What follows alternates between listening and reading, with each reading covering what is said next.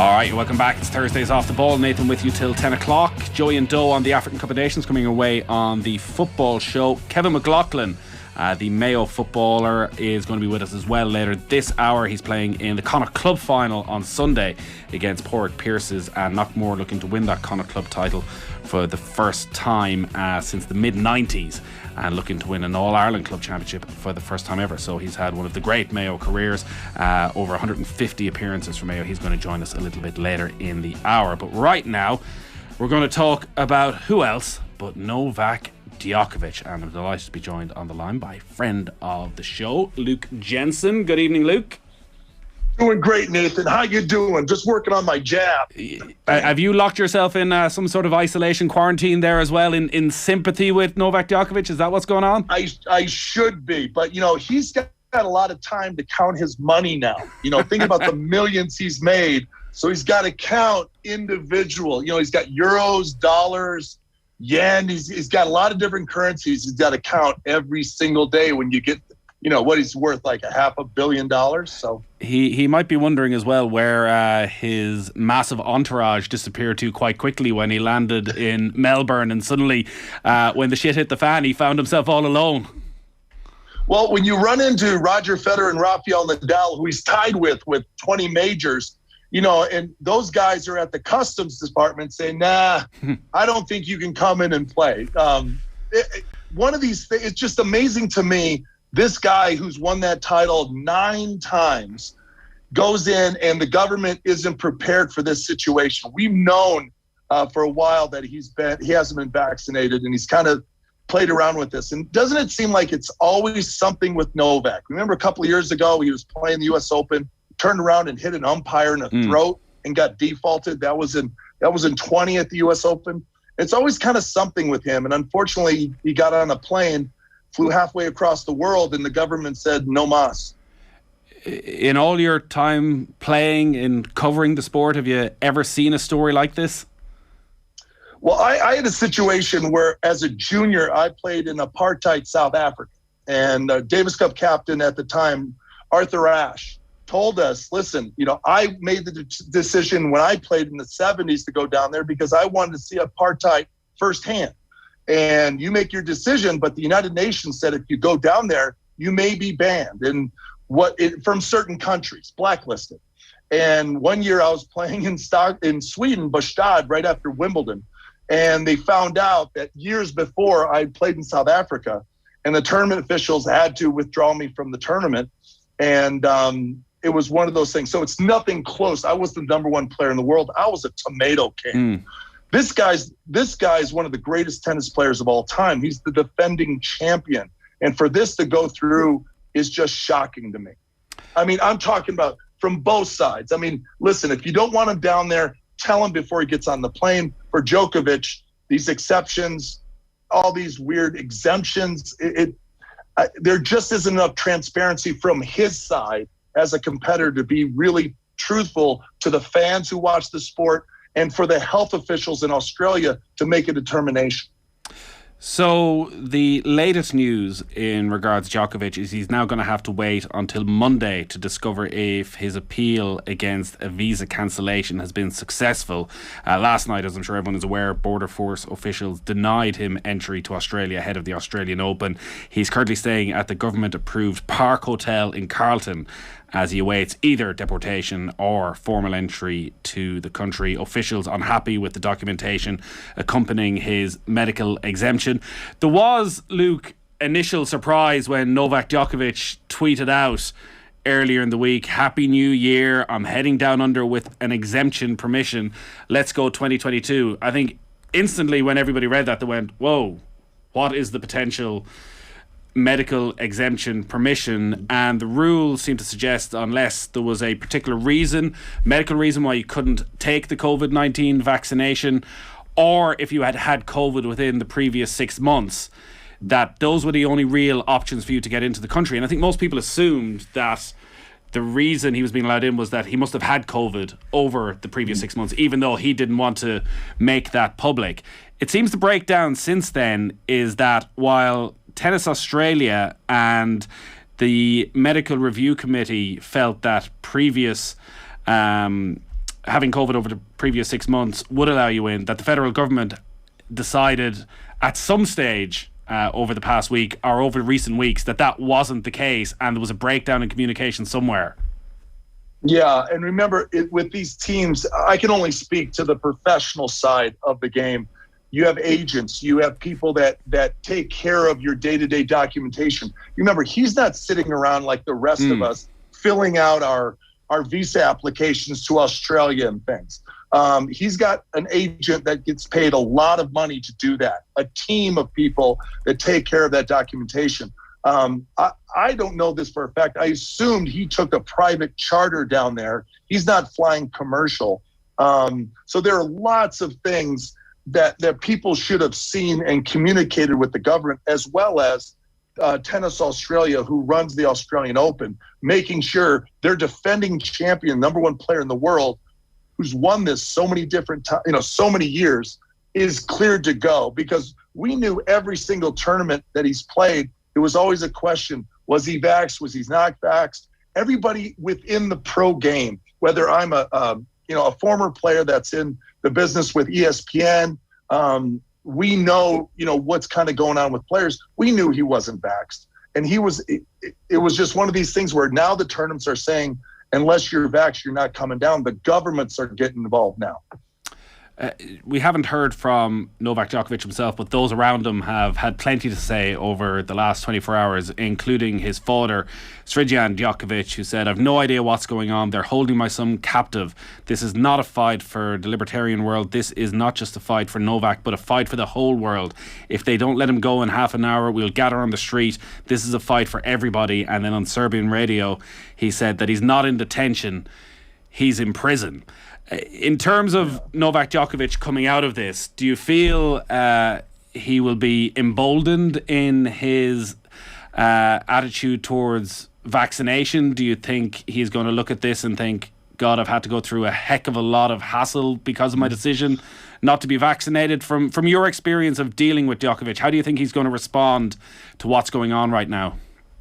Well, he's always been a rebel. We followed him a long time, Nathan, and there's always something going on with him. And so to me, I think, and we know this on the world stage, there is that side I have to be vaxxed to work for ESPN. That's just part of the reels. If I don't want to work, I don't get vaxxed. We don't have that choice if you want to work for ESPN or if you want to work for them.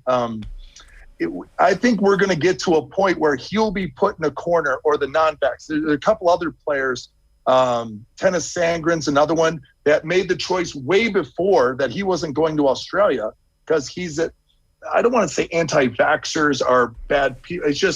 That's just where they stand. And they may have previous conditions they don't want to disclose.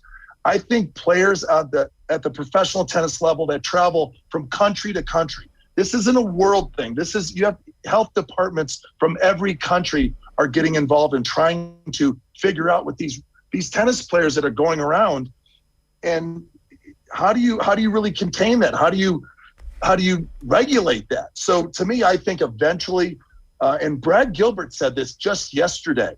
The great Brad Gilbert, top 10 player in the world, his coach Roddick and Agassi.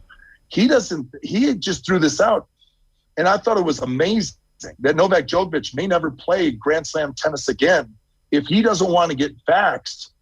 The Grand Slams are moving to, if you're not vaxxed, and these are the governments saying, if you're not vaxxed, you can't play. And that was a big shock. A guy who's sitting on 20, he's got years in front of him to break that tie with Federer and Nadal. And you start thinking about that, he's got to make a decision. Do I get vaxxed? And the bottom line is, at least in the United States, the short-term results, the studies, is that most of the people that are in the hospitals that are dying are ones that are not vaxxed. That's the bottom line. That's real. We don't know the long-term effects because we are not that far out. But I think Djokovic is going to be put in a corner to make a really big decision, a gut check.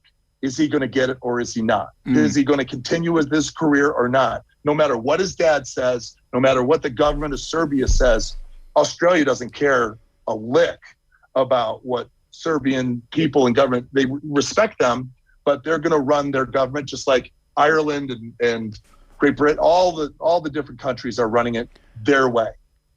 Well, that's why it's going to be fascinating to see what happens on Monday.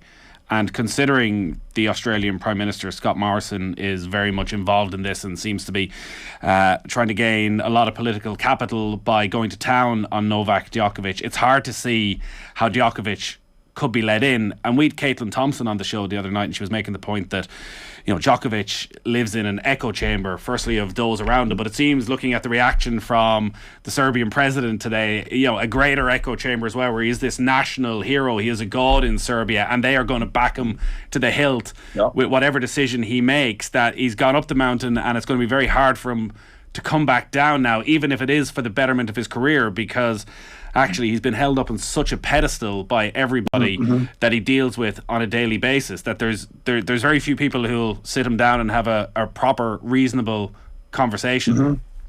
Yeah, and I'm for whatever you want to do. I felt this was the best course for me. He's got to make the best course for his career. He doesn't need the money. He's in the Hall of Fame no matter what. It would be so sad if this is really the end of the Grand Slam trail for him, or traveling internationally, if this is the case. It's just a gut check, and you got to get all the facts, and you got to make that decision for yourself. The game's going to move on. You know what I mean? I mean, it's just like, if you're not playing, you're a has-been, and you're just waiting for the next stage of your life.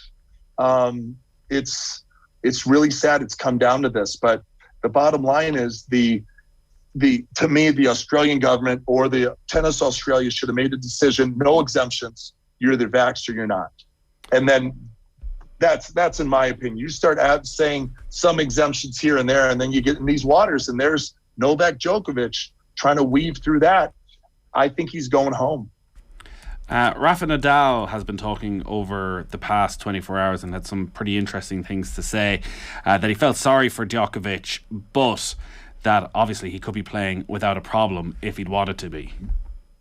Yeah, right. And that's Nadal, made that decision to get vaxxed, and all the other players have to make that decision. And it's just so different. You have to put all of us listening right now, think about what you do as a professional tennis player. You are traveling cross borders, cross timelines, across the world, and they're just different government officials that have different approaches to dealing with this pandemic.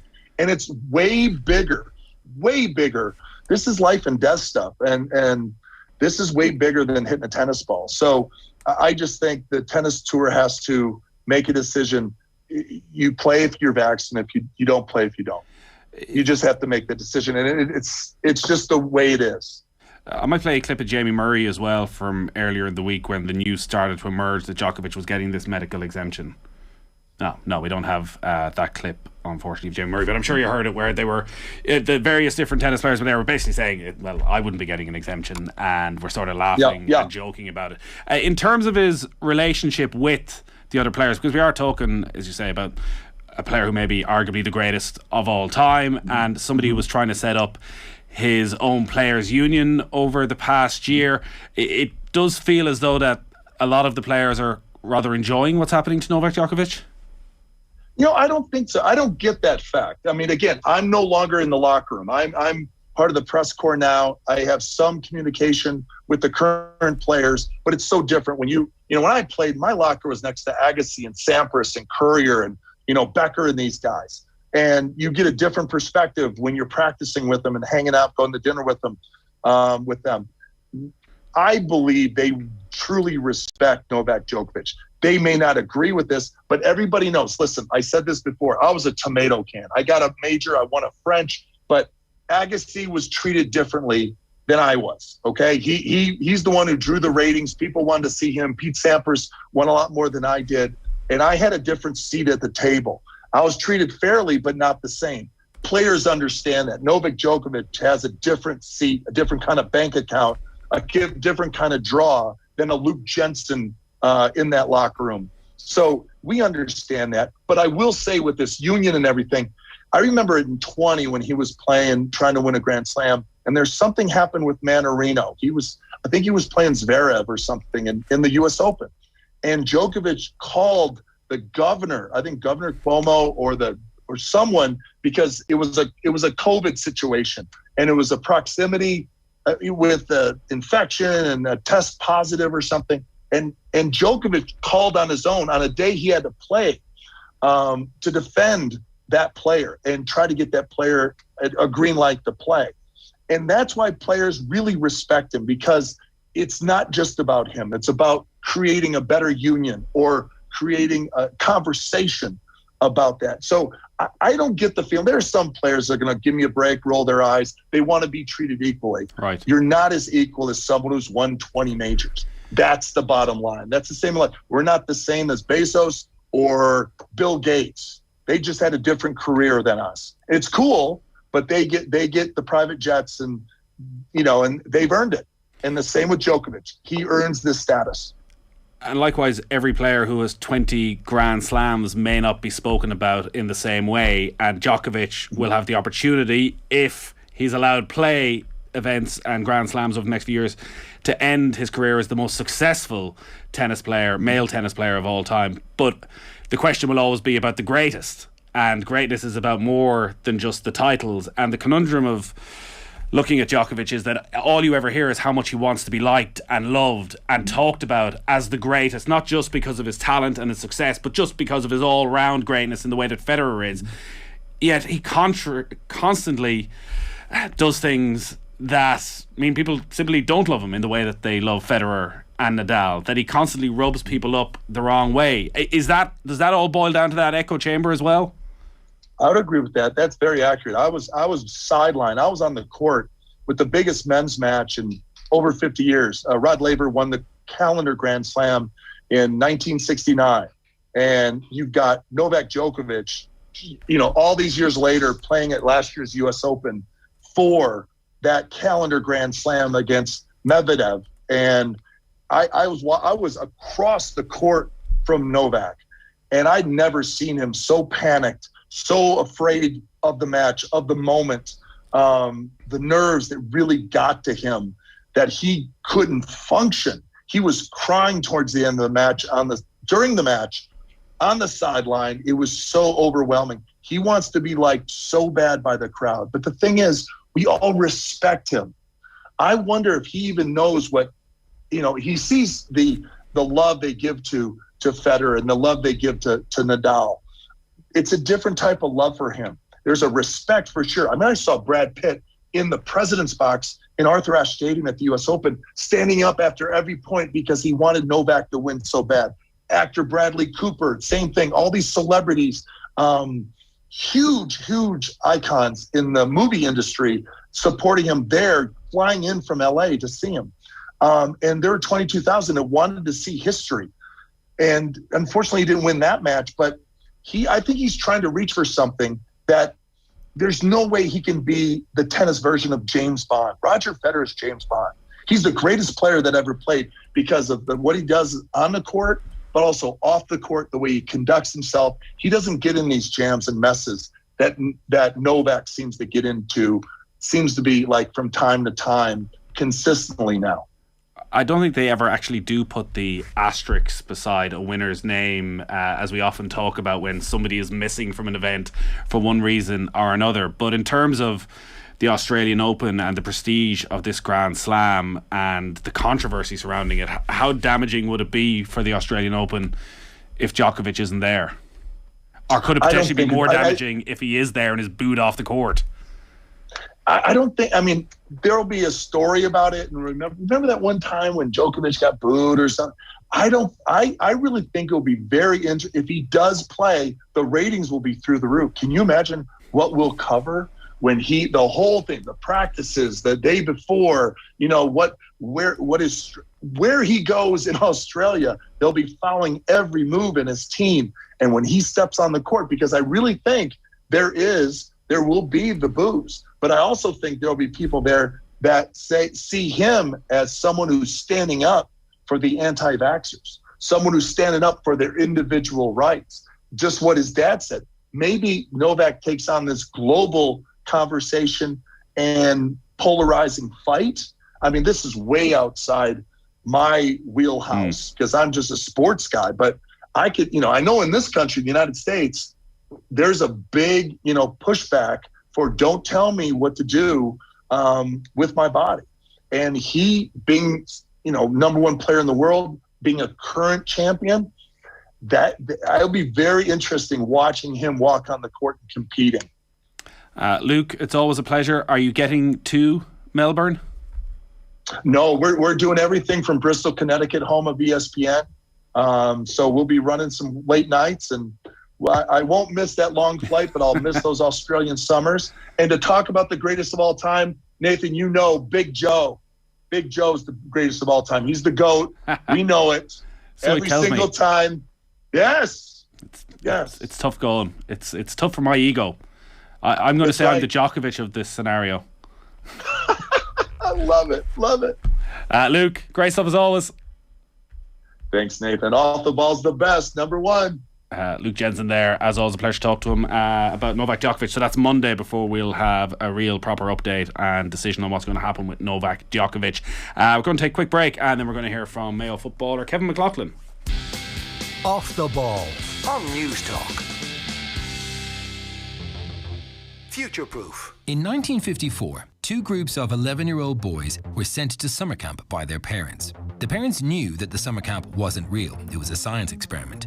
But what they didn't know is that the experiment was intended to incite hatred of one group against the other. Find out what really happened at Robbers Cave Summer Camp on Future Proof. Future Proof. Proudly supported by Science Foundation Ireland. This Saturday from 10.